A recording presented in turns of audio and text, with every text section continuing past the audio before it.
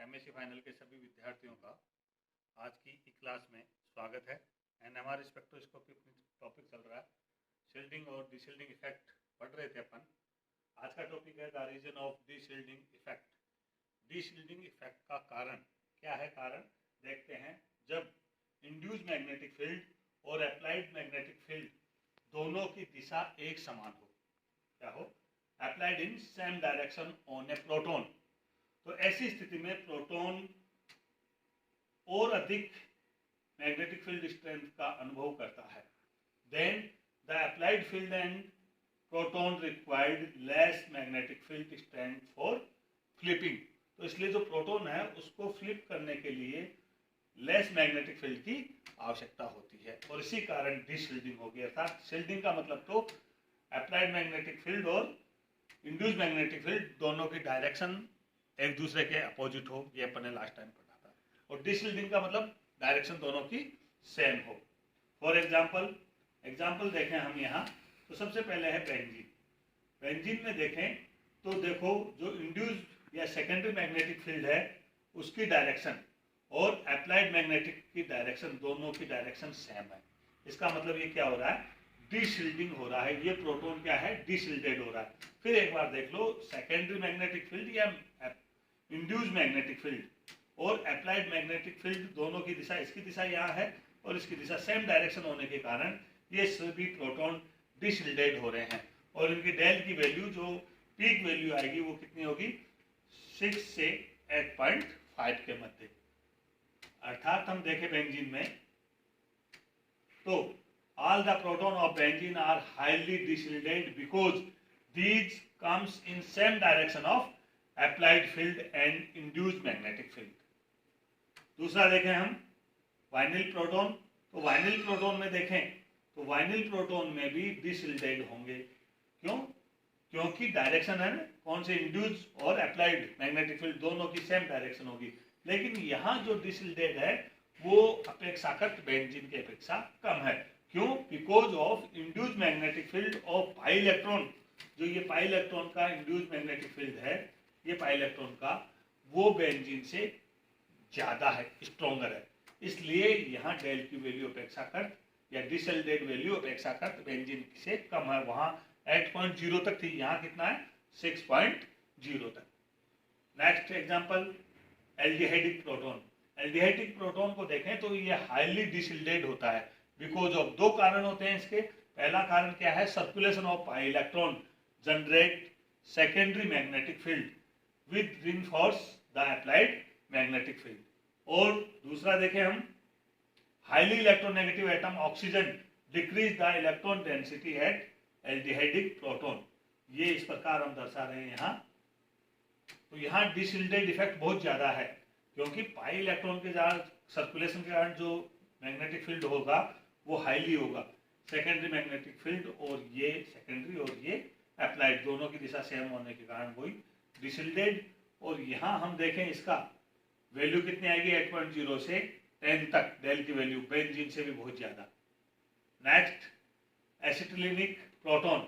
These protons are shielded proton. ये shielded होंगे because of induced magnetic field not affect the strength of applied magnetic field.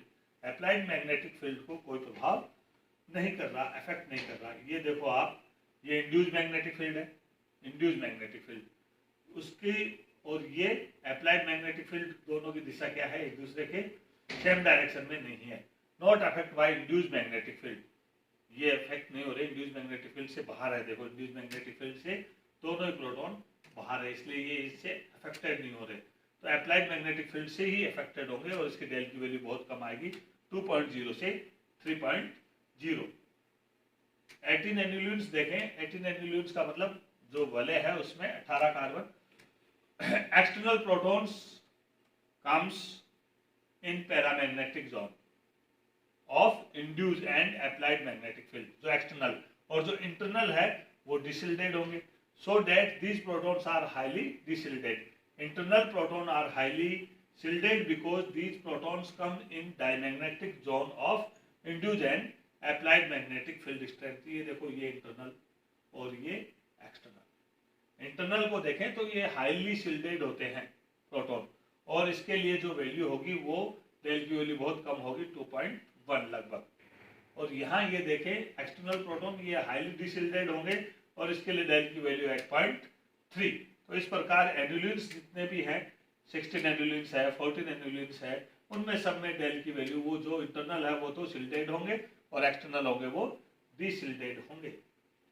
Intensity of signals, अगला topic है अपना intensity of signals. Peak area अर्थात जो NMR peak है उस peak का एरिया कितना है, वो एरिया इसकी इंटेंसिटी ऑफ सिग्नल्स दर्शा रहा है। The area under an NMR signal is directly proportional to the number of proton which are responsible for that peak. अर्थात ये जो एनएमआर पीक आएगी, जिन प्रोटोनों के कारण आएगी, उनकी संख्या कितनी है वो डायरेक्टली इंटेंसिटी ऑफ सिग्नल के प्रोपोर्शनल होगी। जितनी ज्यादा संख्या होगी इंटेंसिटी भी उतनी ही ज्यादा होगी।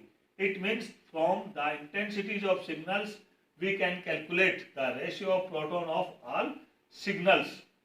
Higher the intensity of a signal, more the number of proton associated with that peak. अर्थात इंटेंसिटी जितनी ज्यादा होगी नंबर ऑफ प्रोटॉन भी उतने ही ज्यादा होंगे, या नंबर ऑफ प्रोटॉन्स जितने ज्यादा होंगे सेम टाइम के, तो उसकी सिग्नल की इंटेंसिटी भी उतनी ही होगी। Counting of the protons from intensity, एक कंप्यूटर के द्वारा हम इसको ग्राफ के द्वारा कैलकुलेट करते हैं। यहाँ देखें, ये फॉर एग्जांपल ये मेसिटिलिन का एनएमआर स्पेक्ट्रा है। तो यहाँ ये 3 और ये 3, ये 9 प्रोटॉन का जो एनवायरनमेंट है वो सेम है। अर्थात इनकी प्रकृति सेम होने के कारण ये 9 के 9 प्रोटॉन एक ही एनएमआर सिग्नल देंगे। संख्या ज्यादा है, नंबर ऑफ प्रोटॉन्स ज्यादा है, तो इंटेंसिटी भी ज्यादा होगी, अर्थात ये एनएमआर सिग्नल प्राप्त होगा।